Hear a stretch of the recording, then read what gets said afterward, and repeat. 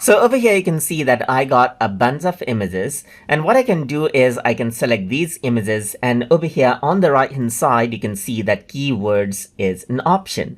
I can go ahead and assign keywords to these particular pictures. For example, I'm going to go around and say places. Let's say for example, I can go around and then let's say for example select out particular keywords that I have brought here, and then even select other keywords as well. So similarly, as I click on this, you can see that these particular keywords are selected, and if I were to go around over here, then they are not selected. So you can simply go around and select these keywords right here. So these are the different keywords that I can assign right here, just like this. So now what I can also do is I can go around over here onto the Keywords Workspace as well. So if I were to go ahead and do that, then what happens is that it displays out the keywords right here, just like this as well.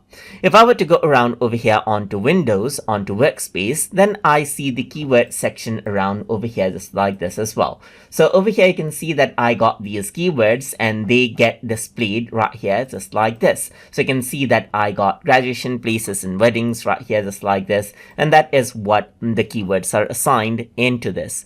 I can also go around over here onto the file info section right here, just like this, and then over here I can assign out the keywords as well. So you can see that graduation, wedding, people, Paris, Tokyo are all here.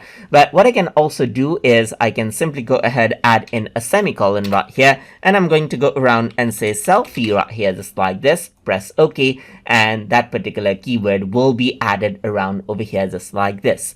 So let me just go around onto the essential section right here, just like this. And once I go around and do that, you can see that the selfie keyword actually appears on the other keyword section right here, just like this, and that has been selected as well.